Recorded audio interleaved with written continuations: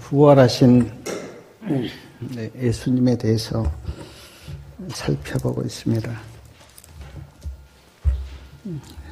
지난 안식일에는 부활하신 예수님이 엠마오로 가는 두 제자에게 나타나셔서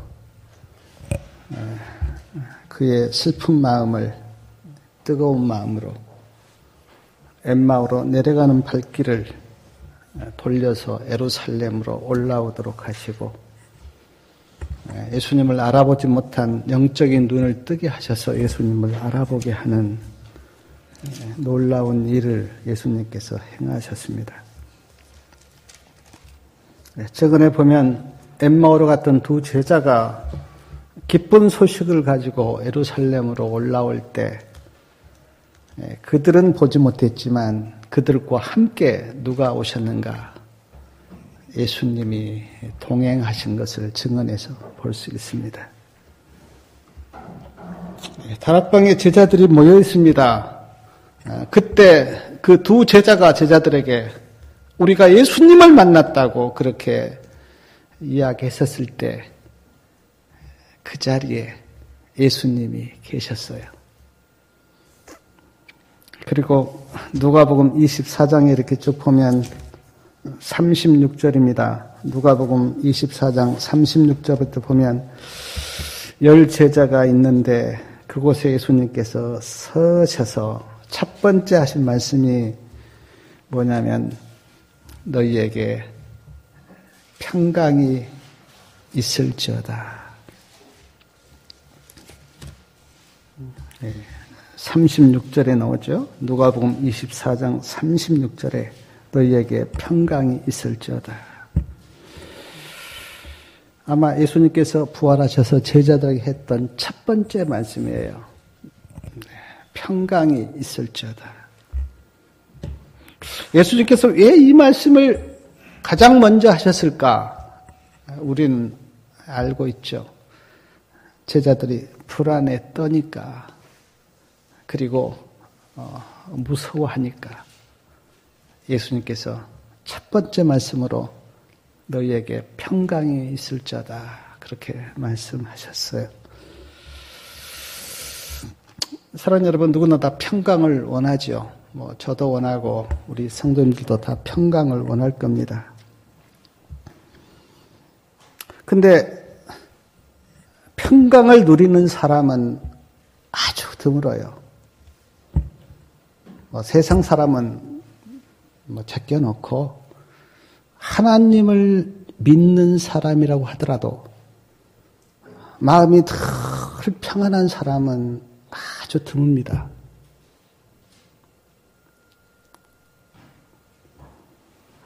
원하기는 다 원하는데 그러나 평강을 누리는 사람은 그렇게 많지가 않아요.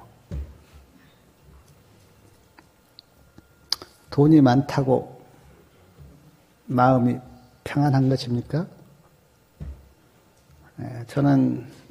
저도 인생을 살아보고 또 인생을 살아가는 사람들을 볼 때 돈이 많다고 마음이 평안하는 건 아닙니다.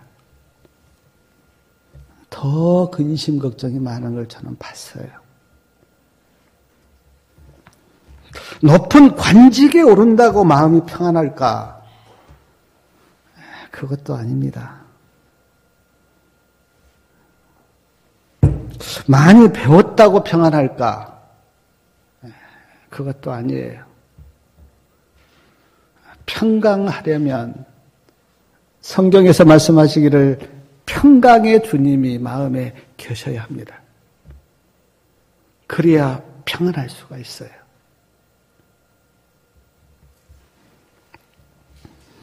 제자들이 왜 이렇게 불안해하고 두려워했는가? 예수님을 잃어버렸어요.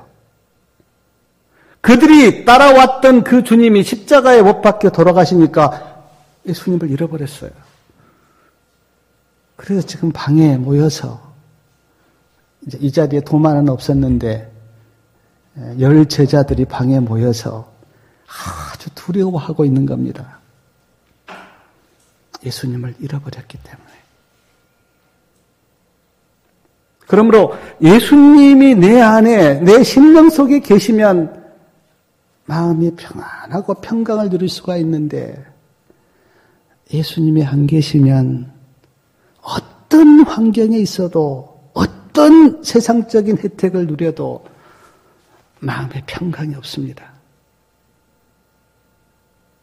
제가 바라기는 올 2019년 올해 우리 성도님들의 심령 속에 예수님을 모시고 평강하기를 바랍니다. 평강의 주님이 내 안에 계셔야 돼요.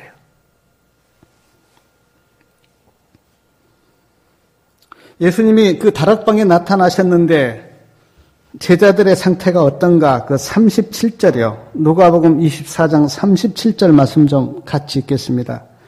37절. 저희가 놀라고 무서워하여 그 보는 것을 영으로 생각하는지라. 놀라고 무서워하였다.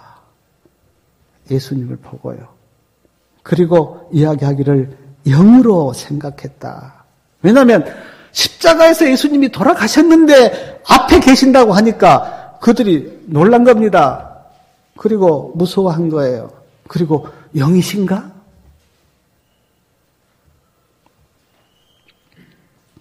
(38절에) 보니까 예수께서 가라사대 어찌하여 두려워하며 어찌하여 마음에 의심이 일어나느냐. 어찌하여 두 번이나 말씀하셨는데 어찌하여 두려워하고 어찌하여 의심하느냐. 믿음 없는 제자들에게 하신 주님의 말씀이에요. 그러면서 제자들이 그런 그 믿음 없는 상태, 그리고 두려워하는 상태를 주님께서 안타깝게 보시고 39절부터 보니까 내 손과 발을 봐라. 그리고 나인 줄을 알라. 나를 만져봐라. 영은 살과 뼈가 없으되 너희 보는 바와 같이 나는 있느니라. 그러면서 손과 발을 보여주십니다. 저는 여기에서 하나님의 은혜와 사랑을 느껴요.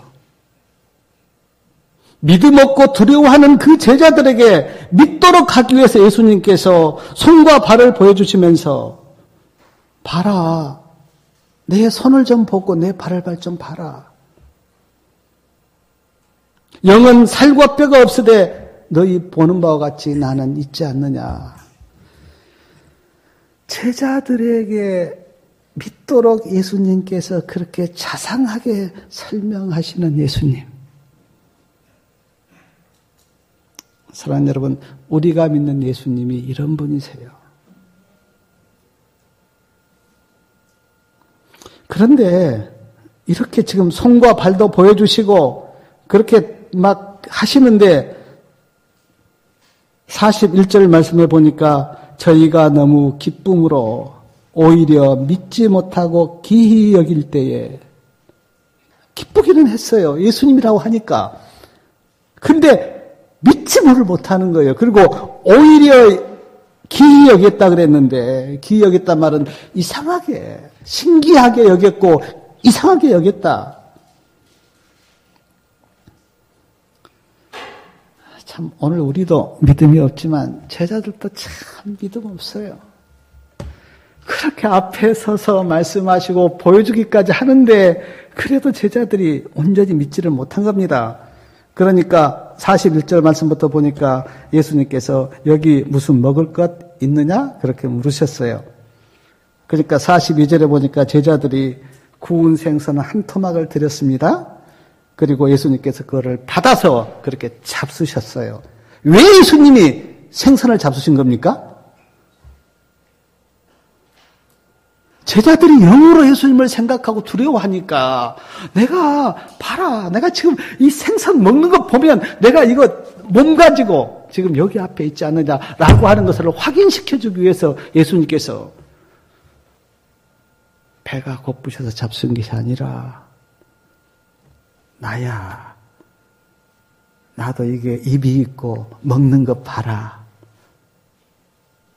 그렇게 깨닫도록 하기 위하여.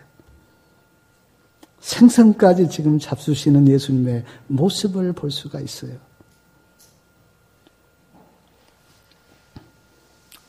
저는 그 예수님의 이런 모습 속에서요. 자, 몸을 만져봐라고 하십니다. 그리고 제자들 앞에서 생선까지 잡수셨어요. 왜냐하면 제자들이 예수님을 믿도록 하기 위해서, 우리 구주 그리스도가 십자가에서 돌아가셨지만 다시 살아나셨다고 하는 것을 믿도록 하기 위해서 예수님이 지금 이런 행동을 취하신 겁니다. 얼마나 좋으신 예수님이세요. 예수님의 마음이 이래요. 안 믿으니까 믿도록 하기 위해서.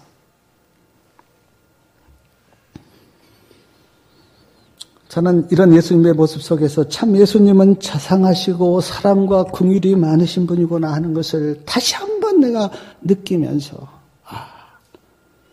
내가 믿는 예수님이 이런 분이시구나.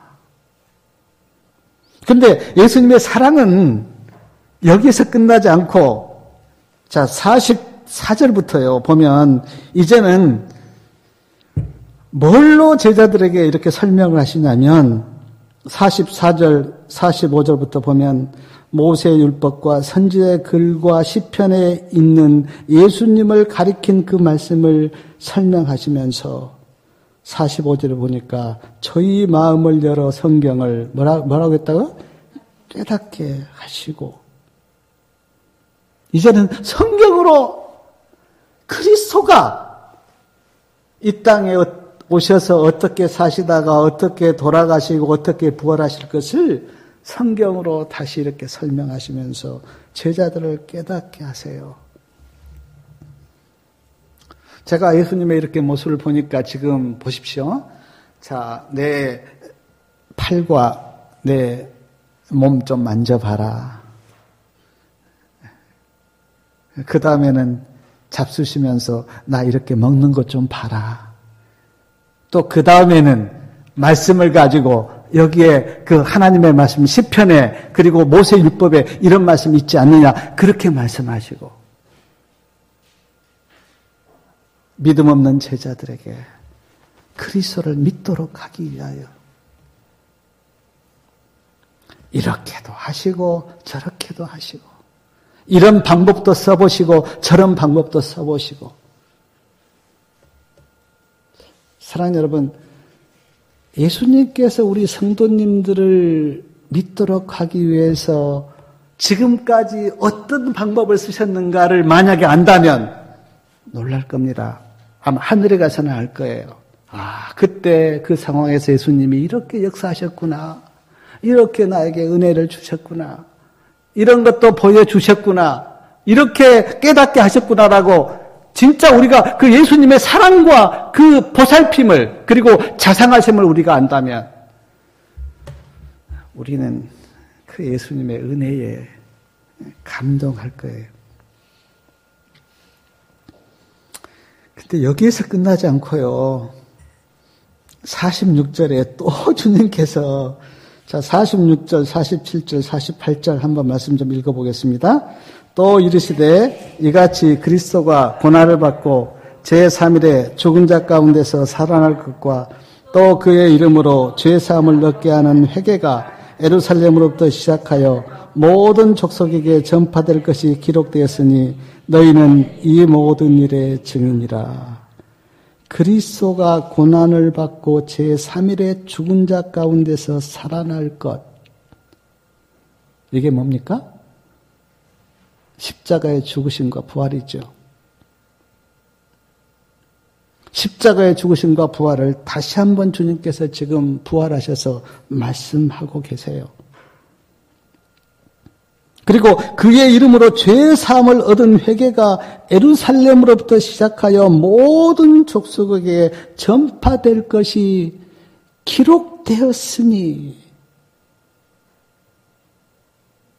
이 기록되었다고 하는 말이 무슨 말입니까? 하나님이 말씀하셨어. 하나님이 말씀하셨어. 시편에도 말씀하셨고 모세 오경에도 말씀하셨고 여기 봐라. 하나님이 말씀하셨어.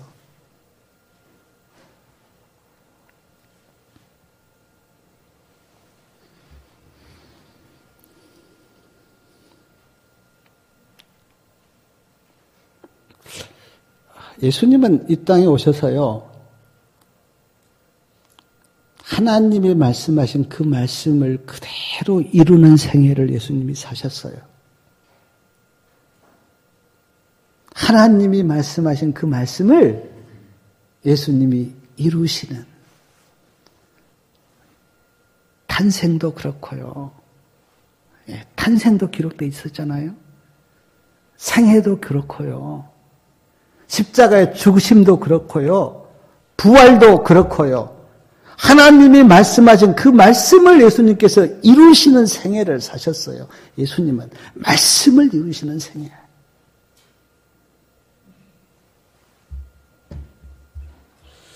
사랑하는 여러분, 우리 역시 믿음으로 산다라고 하는 그 의미는 뭐냐면 말씀을 이루는 생애를 사는 게 믿음으로 사는 거예요.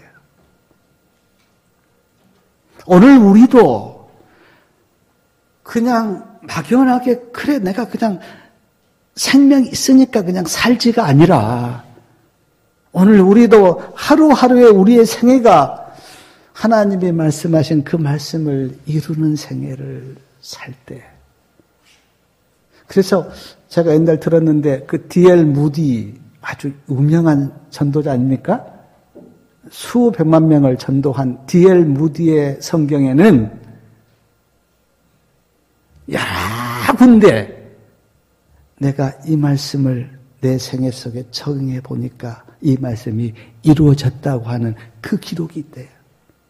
아, 이 말씀도 나에게 이루어졌고 이 말씀도 나에게 이루어졌고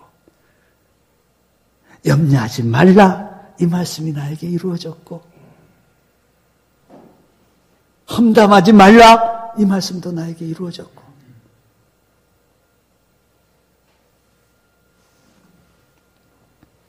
그리스도인의 삶은 하나님의 말씀을 이루는 삶이 되어야 돼요.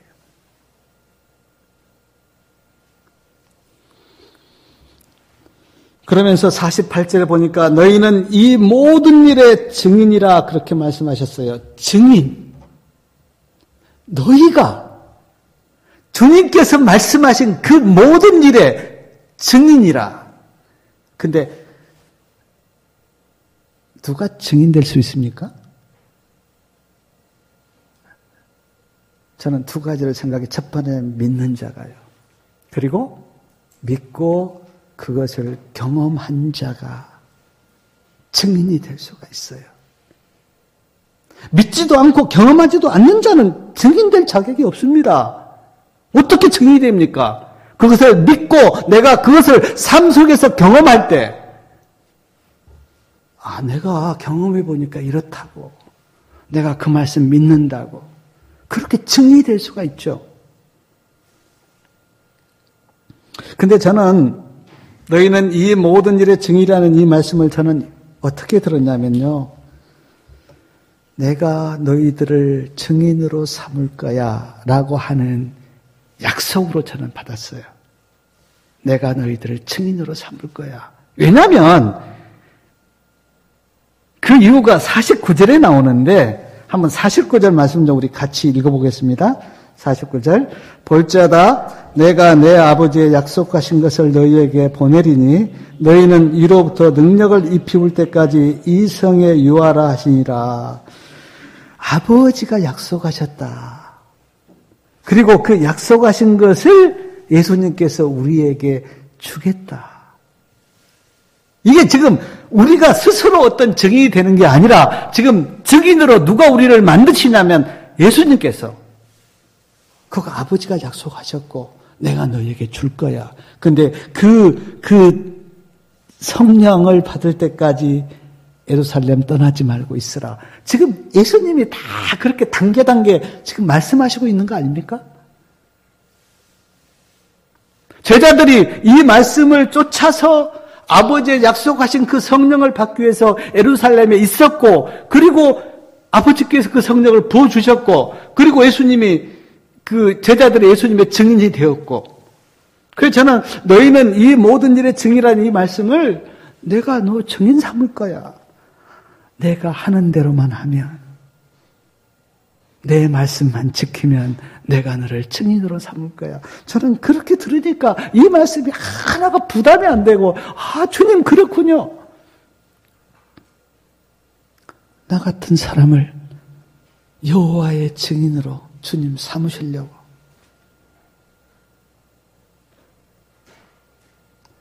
저는 신앙을 하면서 제가 깨닫게 되는 게, 우리 하나님께서 말씀하신 대로만 한 계단 한 개씩 가면은요, 내가 볼 때 그냥 다 천국으로 다 갈 것 같아. 한 계단 한 계단 주님께서 자세하게 말씀하신 그 말씀만 따라가면. 근데 문제는 뭐냐면 우리가 이 말씀을 믿지를 않고 따라가지를 않으니까. 보십시오. 지금 예수님의 증인으로 삼기 위해서 예수님께서 얼마나 자세하게 말씀합니까? 다 보여주시고 깨닫게 하시고 믿게 하시고, 그리고 어떻게 말씀하냐면 예루살렘에 있어. 그러면 내가 아버지의 그 약속하신 것을 너희에게 보내줄 거야. 떠나지 말고 여기에 있어. 제자들이 그렇게 해서 성령 받아서 여호와의 증인, 예수님의 증인이 된 거 아닙니까? 우리가 사도행전에서 보듯이. 근데 우리는 하나님께서 말씀하신 그 말씀을 우리는 잘 순종하지 않아요.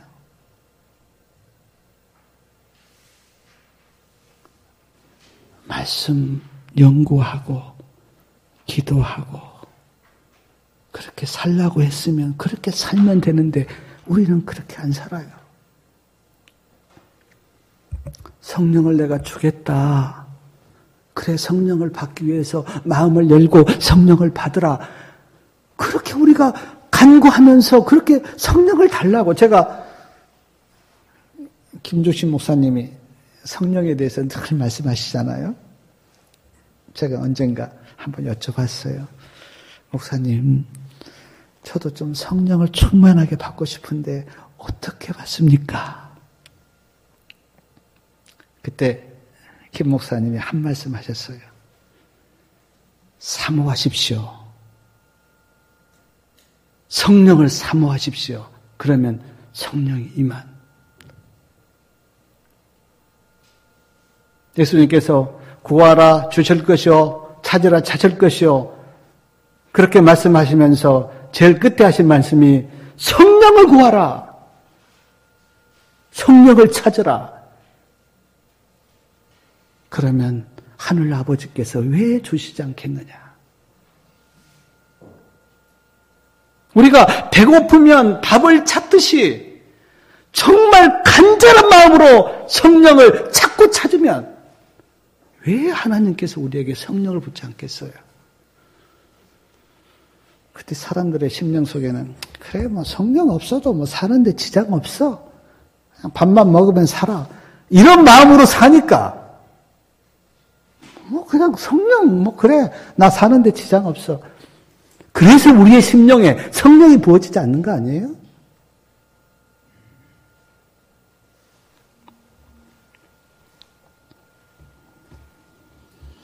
시대소망 805페이지에 보니까 성령을 이렇게 말씀하셨어요.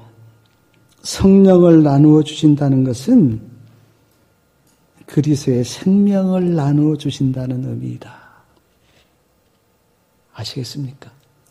성령을 받고 성령을 나누어 주신다고 하는 그 의미는 예수님의 생명을 나누어 주신다고 하는 의미이다.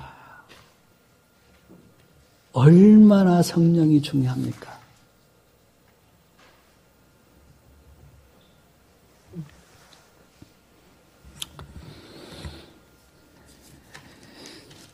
근데 그 마가의 다락방에 예수님께서 나타나셨을 때 그 자리에 누가 없었냐면 도마는 없었습니다. 제자들이 도마에게 우리가 예수님을 만났다. 우리가 부활한 주님을 만났다. 그렇게 도마에게 이야기하니까 요한복음 우리가 20장에 보면 도마가 뭐라고 이야기합니까? 도마가 나는 못 믿겠어. 내 손으로 예수님의 그 못자국과 그 옆구리에 있는 창자국을 내 손으로 만져보기 전에는 나는 못 믿겠어. 증언에 보니까 예수님이 증언에 이렇게 말씀을 보면 예수님이 8해 만에 다시 나타나셨거든요. 근데 8해 동안 8일 동안 도마는 여러 번 반복해서 이발을 했다 그랬어요. 나는 못 믿겠어. 나 예수님 내가 직접 그 십자가의 그 못자국 그리고 그 옆구리에 있는 창자국 내가 만져보기 전에는 나는 못 믿겠어. 여러 번 반복하셔서. 근데 8일 만에 예수님께서 그 자리에 다시 나타나신 거예요. 8일 만에. 성경에 나와요. 저기 요한복음 한번 20장 찾아보십시오.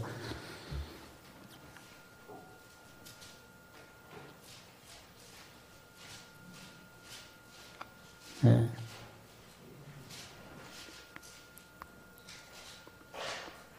요한복음 20장 보면은 26절 보니까 8해를 지나서 그렇게 나와요. 20장 26절에 보면 8해를 지나서 다시 나타나셔서 도마에게 도마야 한번 내 그 십자가의 못자국 한번 봐라. 그리고 옆구리에 있는 창자국 한번 봐라. 그렇게 말씀하셨어요. 도마에게. 다시 말씀드립니다. 믿음 없는 제자들이나 도마에게 믿음 없다고 책망하지 않으시고 믿도록 주님께서 그렇게 보여주시고 가르쳐주시고 깨닫게 해주시고 그렇게 주님께서 그렇게 역사하셨어요. 사랑을 베푸신 거죠. 도마가 예수님을 만났습니다.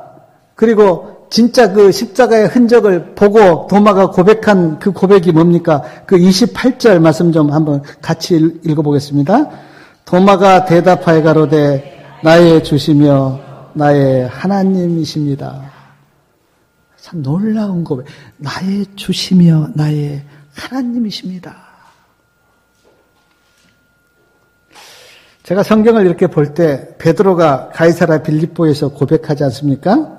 주는 그리스도요 살아계신 하나님의 아들입니다. 라고 베드로가 고백하는데 이 베드로의 고백을 주님께서 들으시고 아주 기뻐하시고 축복하셨는데 정말 이 베드로의 고백과 이 도마의 고백 저는 이 두 고백이 성경에 나온 가장 훌륭한 고백 중에 하나가 아닌가.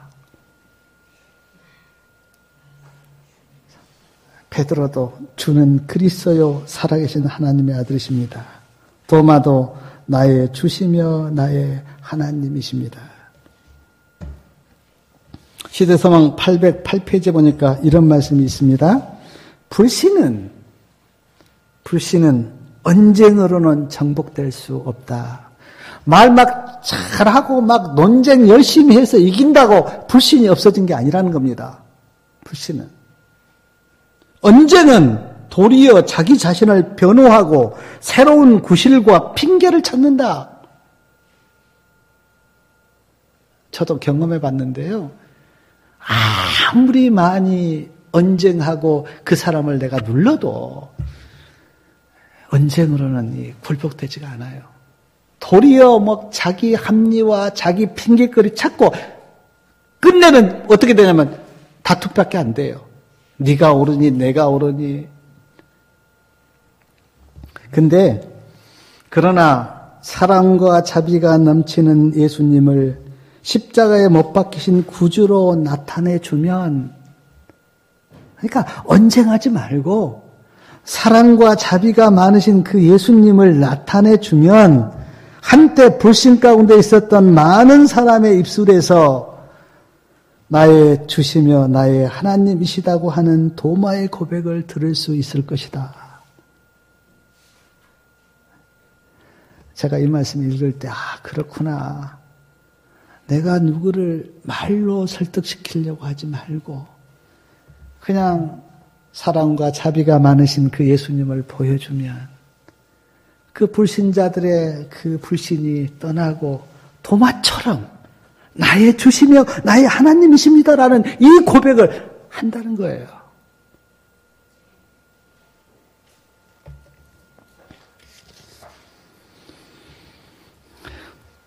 주님께서 도마의 고백을 들으시고 29절에 보니까 예수께서 가라사대 너는 나를 본고로 믿느냐 보지 못하고 믿는 자들은 복되도다 하시니라. 나를 꼭 봐야 믿겠느냐? 보지 못하고 믿는 자들은 복되도다. 근데 시대서망 807페이지에 보니까 이런 말씀이 있었어요. 도마처럼 봐야 믿는다면 한 사람도 믿어 구원에 이를 수 없을 것이다. 사랑하는 여러분, 오늘 십자가의 흔적을 볼 수 있는 사람이 있습니까? 나는 예수님 십자가 흔적 봐야 믿겠어라고 생각하고 예수님 그 십자가 흔적 나는 봐야 돼요 하면서 그렇게 생각한다면 믿을 사람이 있겠어요? 없죠.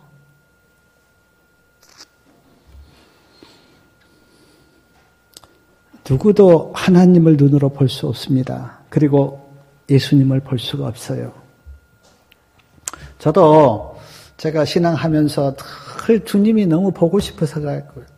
제가 한동안요, 잘 때마다 기도를 했어요. 예수님, 꼭 꿈속에서라도 예수님 오늘 꼭 나타나서 예수님 모습 좀 보여주고 그렇게 해달라고 그렇게 기도했는데 주님께서 안 들어주셨어요. 제가 그 재림의 광경은 아주 찬란한 그 예수님의 재림의 광경은 본 적이 있는데 제가 예수님의 그 모습을 꿈속에서 본 적은 거의 잘 없습니다. 오늘 우리는 아무도 예수님을 볼 수 없어요. 직접 눈으로.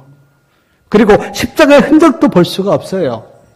근데 우리 곁에 와 있는 게 있어요. 그게 뭐냐면 하나님의 말씀.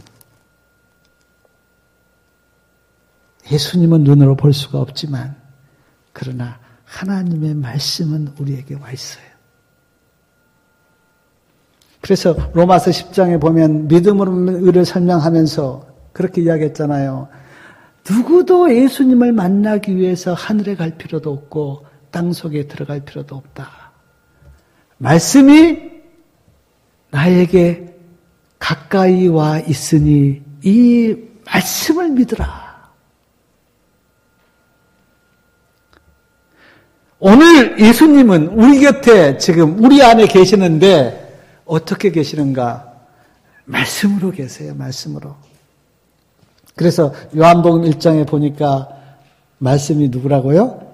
하나님이시다. 말씀으로. 그러니까 오늘 우리는 나 예수님 만나게 해달라고 그리고 예수님 보고 싶다고 그렇게 기도할 필요가 없고요. 말씀 속에서 주님을 만나셔야 돼요. 아멘.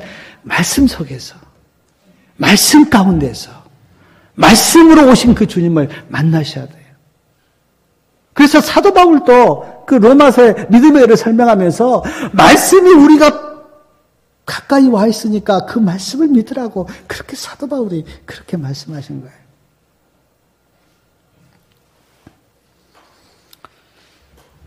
자, 요한복음 20장 31절하고 30절하고 31절 말씀 좀 우리 다 같이 한번 읽어보겠습니다. 자, 요한복음 20장 30절하고 31절. 예수께서 제자들 앞에서 이 책에 기록되지 아니한 다른 표적도 많이 행하셨으나 오직 이것을 기록함은 너희로 예수께서 하나님의 아들 그리스도이심을 믿게 하려 함이요 또 너희로 믿고 그 이름을 힘입어 생명을 얻게 하려 함이니라. 많은 표적을 행하셨대요. 성경에 기록되지 않는 표적도 많다고 그렇게 말씀하십니다. 근데 예수님께서 왜 이 표적을 행하시고 성경에 기록하셨는가?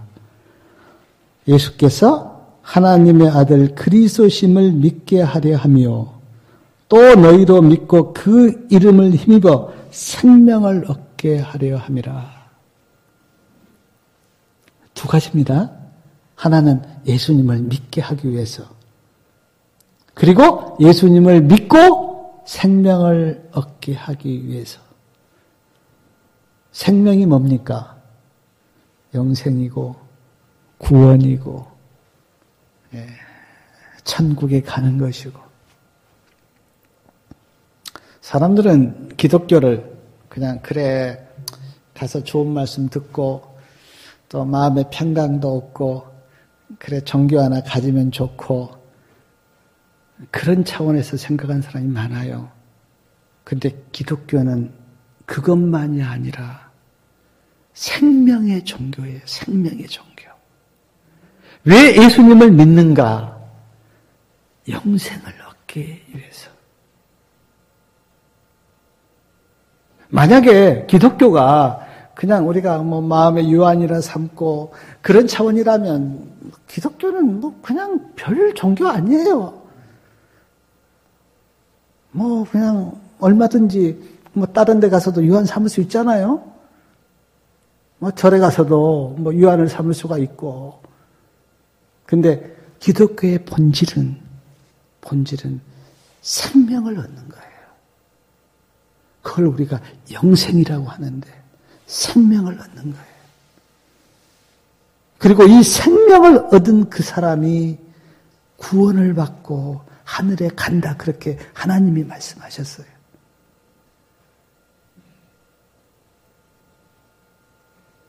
사랑하는 여러분, 주님께서 우리에게 주신 그 영생, 영원한 생명 가지고 계신가요? 사도 요한이 그 편지를 쓸 때 아주 가장 중점을 두었던 그 편지 내용이 뭐냐면 하나님의 아들 예수 그리스도 안에 생명이 있다. 아들이 있는 자에게는 생명이 있고 아들이 없는 자에게는 생명이 없다.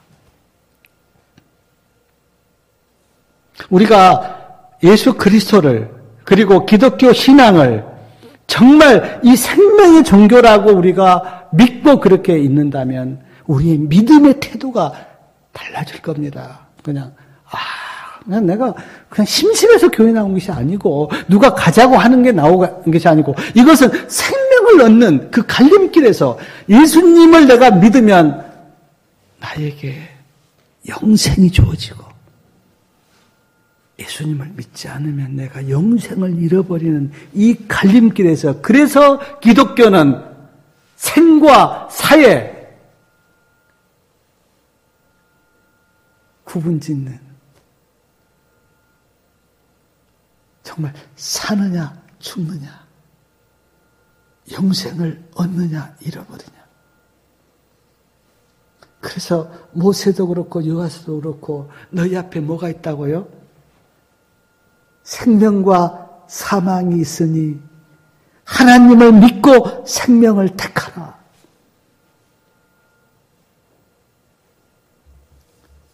결코 기분으로 믿을 그런 종교가 아니에요. 심심해서 믿는 그런 신앙이 아닙니다. 사느냐 죽느냐 구원을 받느냐 못 얻느냐. 제가 오늘 이렇게 말씀을 이렇게 묵상하면서 예수님의 바라시는 것이 세 가지다 저는 이렇게 깨달았는데 하나는 평강, 마음이 평안하는 것. 돈으로도 할 수 없고 많이 안다고 되는 것도 아니고 이 세상에서 줄 수 없는 마음의 평강, 그걸 예수님께서 제자들에게 얻기를 바라셨고요. 두 번째는 성령을 받아서 예수님의 증인 되기를 예수님께서 바라셨어요. 그래서 그래 내가 아버지가 약속하신 그 성령을 너희에게 줄 텐데 너희가 그 성령을 받고 능력을 받아서 여호와의 증인이 되어라. 세 번째는 도마에게 하신 말씀 정말 믿기를 바라셨습니다. 믿는 자는 복이 있도다. 그래서 오늘 말씀해 보니까 예수님께서 이 세 가지를 이루도록 하기 위해서 몸도 보여주시고 제자들이 보는 앞에서 생선도 잡수시고 말씀도 가르치시고 또 깨닫게 하시고 도마가 그 믿지 못할 때 도마가 고백하도록 의심 많은 그 도마가 믿음의 고백을 하도록 그렇게 역사하신 그 주님의 모습을 보는데 저는 그 주님의 모습 속에서 내가 믿는 예수님이 이런 분이시구나. 이렇게 자상하시고 이렇게 친절하시고 이렇게 사랑이 많으시고 내가 믿는 그 예수님이 이런 분이시구나 하는 그 마음 때문에 제 마음이 참 너무 기쁘고 좋더라고요.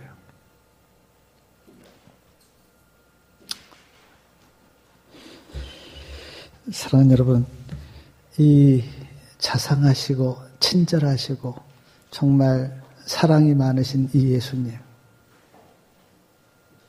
아마 우리 성도님들이 말씀 속에서 얼마나 느끼는지는 모르겠지만 저는 이 부활하신 예수님이 믿음 없는 제자들을 믿도록 하기 위해서 그렇게 이 모양 저 모양으로 이 방법 저 방법으로 이렇게 참 베푸시는 그 사랑이 참 제 마음에 깊이 와 닿아서 감사를 드렸는데 정말 한 가지요. 오늘 내가 지금 믿고 있는 그 예수 그리스도가 어떤 분인지를 우리 성도님들 정말 아셔야 돼요. 이게 안 되면, 그러니까 예수님이 얼마나 사랑과 긍휼이 많으신 그분인가를 우리가 마음속에서 그리고 말씀 가운데서 깨닫지 못하면 우리의 신앙은 미지근할 수밖에 없어요. 아무리 누가 잘 믿어라, 그래 열심히 신앙해라 해도 안 됩니다. 예수님이 누구신가를 아셔야 돼요. 그래야 내 마음속에서 내가 예수님 잘 믿어봐야지. 예수님이 이런 분이라고 하는데 내가 그분과 가까이 좀 사귀어봐야지. 그리고 내가 그분 마음에 모시고 살아야지. 내가 그분 만나서 그분 교제 나누고 그분과 사랑을 나누는 것이 나에게 가장 행복이라고 하는 것이 마음속에서 느껴질 때 스스로 하나님의 말씀을 연구하고 스스로 내가 주님을 찾고 기도하고 그렇게 되지. 예수님이 누구신가를 모르면. 저는 제자들이 다 이제 결국 믿음의 사람들이 되잖아요. 그리고 성령 충만해서 예수님을 증거하잖아요. 근데 저는 이런 과정, 예수님이 우리 곁에 오셔서 그래 몸도 만져 좀 봐라. 그리고 말씀으로 다시 다 깨닫게 하시고 그런 주님의 그런 그 모습을 보고 제자들이 그 깨닫는 바가 있었기 때문에 정말 예수님을 다시 굳건하게 붙드는 그런 일이 있었다고 저는 믿습니다. 근데 전혀 우리 성도님들 마음속에 부활하신 예수님이 이렇게 역사하셨구나. 이렇게 제자들에게 믿음을 갖도록 그렇게 노력하셨구나.